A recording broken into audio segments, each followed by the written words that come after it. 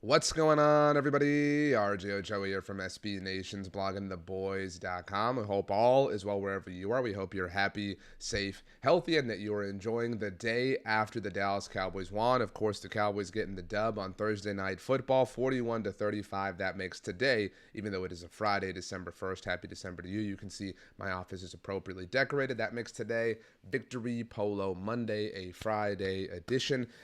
It's a fun day. It's a fun time of year. It's a stressful time of year, obviously, with the Cowboys playing back-to-back Thursday games, but we're on the other side, and the Cowboys got the dubs. They got the wins. They are 9-3. That is ultimately all that matters, but we obviously have a lot to discuss, and we discussed a lot of things in the post-game show here on the Blog on the Boys YouTube channel. Make sure to please subscribe. But something I like to do on my Instagram, and you can follow me there at RJOchoa. You can follow me on Twitter as well at RJOchoa. I like to offer 5 thoughts the day after the game, just kind of after we've had a night to sleep on it, calm down or get a little bit more excited, whatever the case may be. So I wanted to unpack those for you here in a video on our YouTube channel.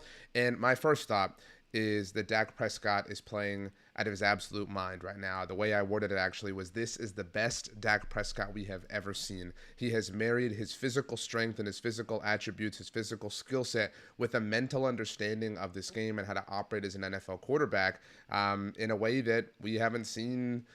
I don't even know when. I know that I made the comp in the postgame show to 2014 Tony Romo, and while from a mental standpoint, Tony Romo was certainly among the NFL's elite during that season, obviously challenged for MVP himself.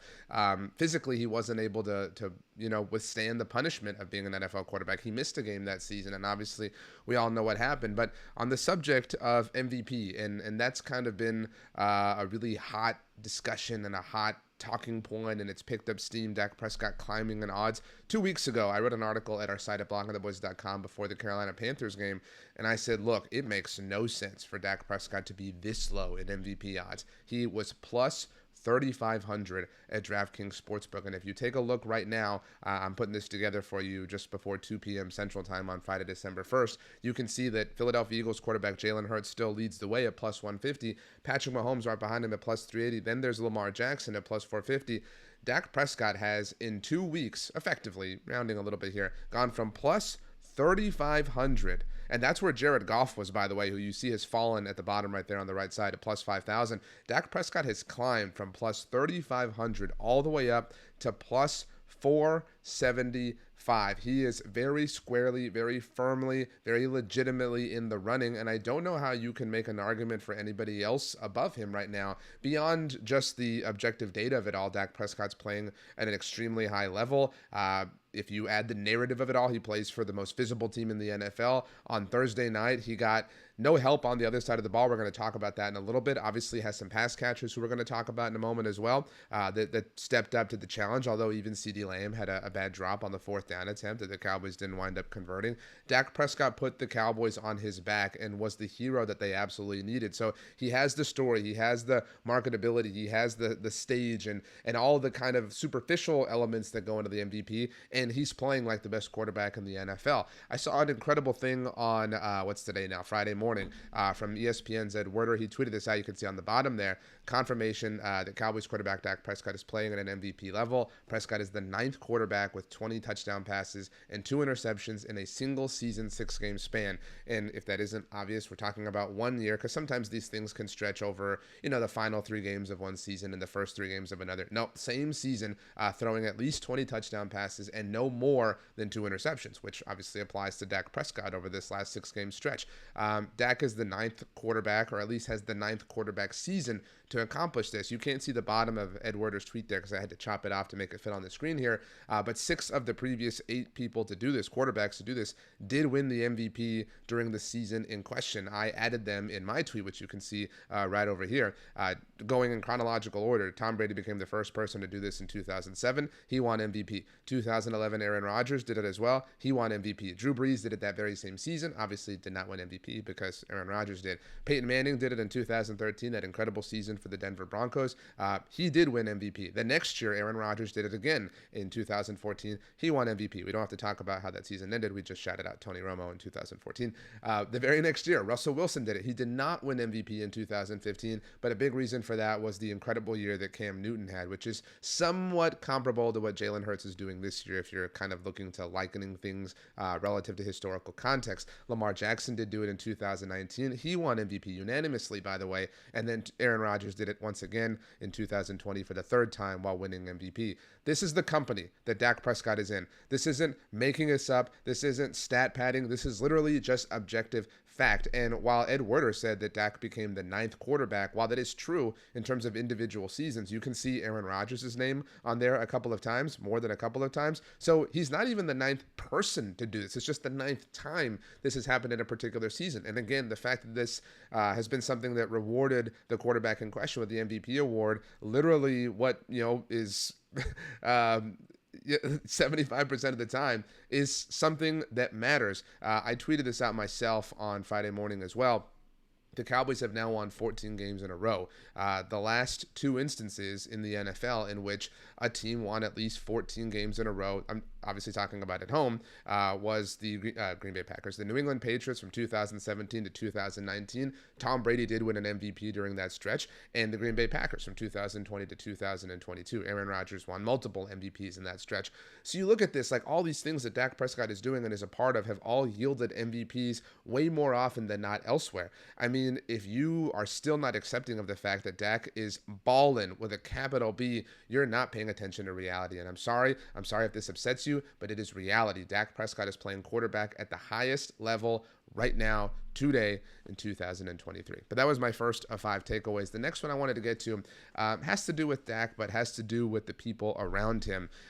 If you rewind the clock a year ago, we were so desperate, the kind of way we are right now, for the Cowboys to sign Shaquille Leonard. We were so desperate for Odell Beckham Jr. It seems, fun to look back on that memory and how intense the recruitment was, how Trayvon Diggs and Micah Parsons took him to the Mavericks game and things like that.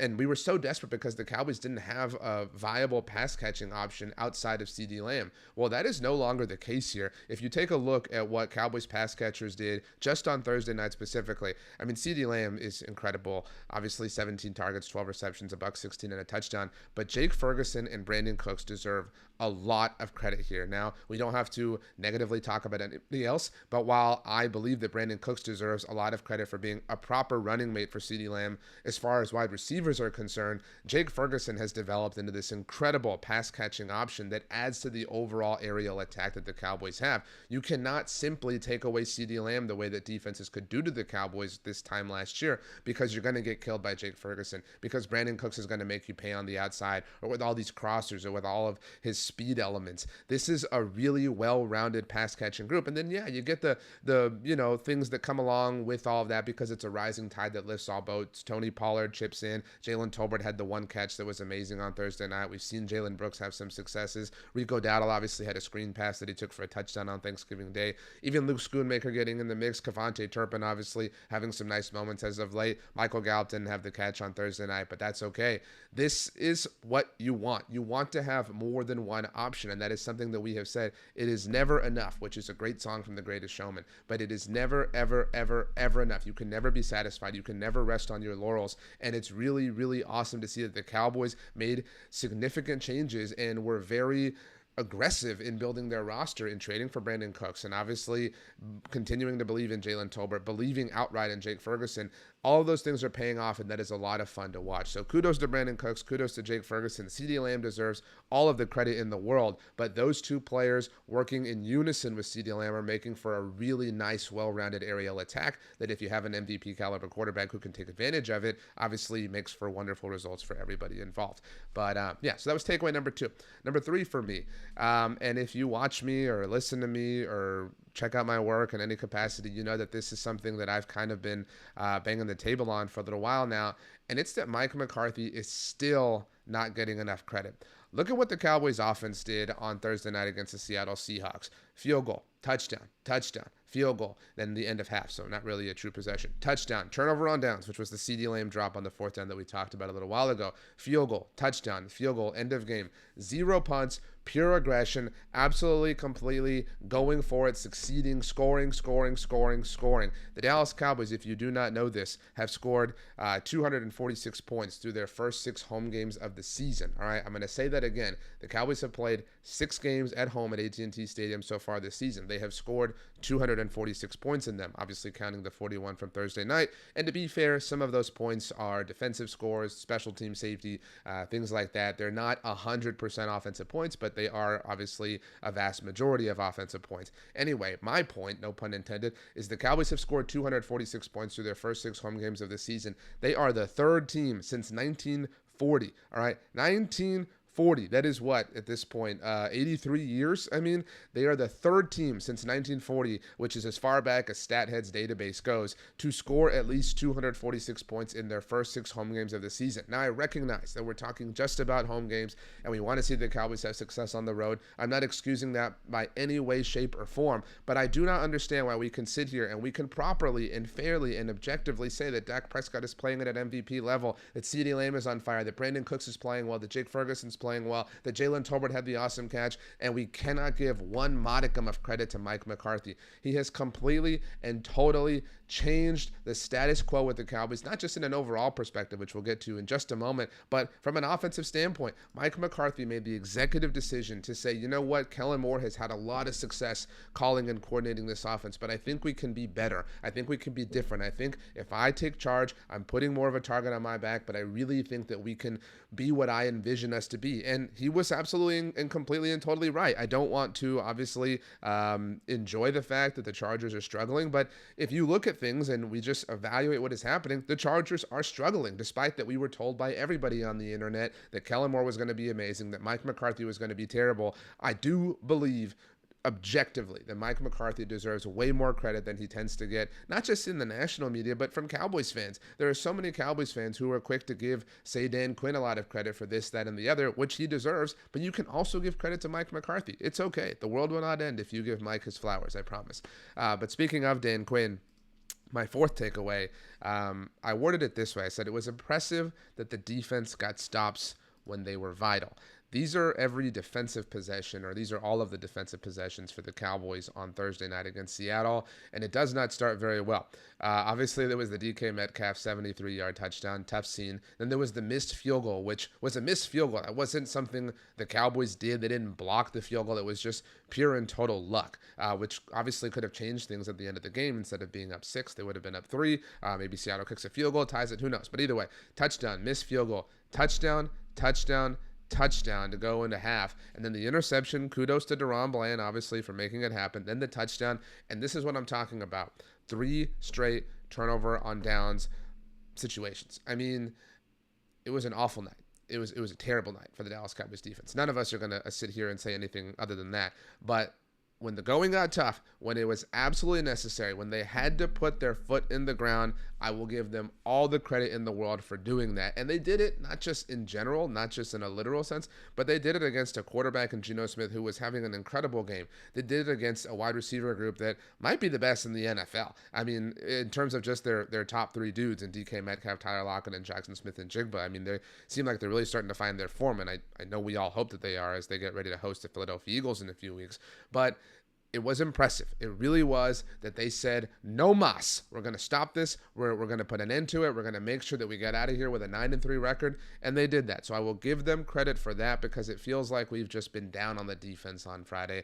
And while there's a lot of reason to be upset with them, they deserve a little bit of credit for that. So that's number 4 on my list. And finally, number 5 kind of ties into number 3 with Mike McCarthy. But the way I put it was, what we are seeing is not normal for this franchise. Now, I love the Dallas Cowboys. I've loved the Dallas Cowboys for all of my life. Obviously, I've been obsessed with them and made them into something I can make a career out of and make a living out of, and that's really great. And I think that when we have these passionate obsessions about things, we tend to just live in a vacuum, and we tend to not necessarily apply total incomplete, and more specifically, don't apply fair context to the situation. And this goes back to Mike McCarthy, but I think we get lost in kind of the recency of it all, and we sit here and we say, oh, so what? They're just going to lose in the playoffs, so whatever. Like, it is not a given to get to the playoffs every single year. What they are doing is not normal for this franchise. I know that we root for a very historical, a very proud franchise, but the reality is, since the heyday of the 90s, they have been a fairly average team for the most part. If you look at this is every season since the mid-90s. I'm pointing in the wrong direction, this direction. We're, doing things a little bit differently, if you haven't noticed by the way our visuals are kind of set up around here. But this is every season since the 1995 Super Bowl season for the Cowboys. And these are their records. So if you look at the very bottom there, the 1996 Cowboys went 10-6, 97, 6-10, so on and so forth. I'll leave this up here for a moment so you can check it out. The Dallas Cowboys are 9-3 now, as you can see at the very top up there. They are 1 win away, and they have 5 opportunities to get it. They are 1 win away from winning double-digit games for the 3rd year in a row. The last time that they did this was 1994 through 1996, as you can see down there at the very bottom. When they went 10-6, they won double-digit games in 94, 95, and 96. So we're talking about basically a quarter century the Cowboys went without doing that. That is absurd. I mean, and it's absurd that they were that mediocre for that long, but, we can't change the past. We can't fix what happened in, the late 90s, early 2000s, the quarterback drought, the pre-Romo era. But even with Romo, I love Tony Romo. You love Tony Romo. They never did this. I mean, they never even had back-to-back seasons with double-digit wins. They never had 2 straight since the mid-90s. And not only did the Cowboys have 2 straight these last 2 years, they had 12 wins in back-to-back seasons. I think they're at least going to win 10 games, probably 11, probably 12. We'll see what happens, obviously, beyond that. I know nobody wants to look too far ahead, but this is not normal. This high level of success, this high level of winning, this is a foreign concept to the Dallas Cowboys in the 21st century. In fact, in this run since the beginning of 2021, where this stretch begins, obviously these double-digit wins, in that time span, the only teams with more wins than the Dallas Cowboys are the Philadelphia Eagles and the Kansas City Chiefs. And think about the ways you see them discussed and kind of regarded in the national media, or whatever the case may be. People laud the Chiefs and people laud the Eagles, and for good reason. They have earned the praise that they get from other teams. But you know what? The Dallas Cowboys have earned praise too. And I know that there's a heavy shadow that lives over them. I know that heavy is the head that wears the crown. I know that it's easy to take the low-hanging fruit and drop the memes and drop the jokes and say the silly things. Same old, same old, same old, same old. And if they don't win the Super Bowl, that same sequence will repeat itself, obviously, throughout the entire offseason. But we should take a step back and we should appreciate that what is happening here has not happened for this team since they were the most dominant team in the NFL, with literally a record-setting, NFL redefining dynasty. And I think they deserve a lot of credit for that, and I will give it to them. So kudos to the Cowboys. They haven't gotten to double-digit wins yet, and obviously anything can happen. But again, I think we all feel pretty confident that it's going to happen, hopefully as soon as next Sunday. But that is kind of where I'm at in terms of the day after the Cowboys beat the Seahawks. And obviously we all kind of get the weekend off. No Cowboys game to watch, but we'll obviously be paying a lot of attention to the game between the Niners and the Eagles. They are very squarely in the mix. They have an MVP candidate, somebody who should be leading the MVP conversation in their quarterback and Dak Prescott. They have perhaps the best defensive player in the NFL in Micah Parsons, who, by the way, is tied for the best odds to win Defensive Player of the Year. I know that Deron Bland's candidacy is a little bit more in question, although last I looked, his odds actually rose after Thursday night, but sometimes things like that can be a little bit funny. They have a head coach who is flying completely and totally under the radar as an offensive play caller. They have a defensive coordinator who had a rough night on Thursday, but is somebody who we know to be one of the very best in the game. They have talent all over the board. They have everything going their way. They have a huge game next Sunday to continue to prove their worth and prove their form and prove who they are, not just to themselves, but to the world. And all of it's really exciting as the month of December is now officially here. So I'm excited to see what the Cowboys kind of continue to turn into or continue to be. I don't know. But either way, I wanted to get these thoughts out there, and I hope that you appreciate them.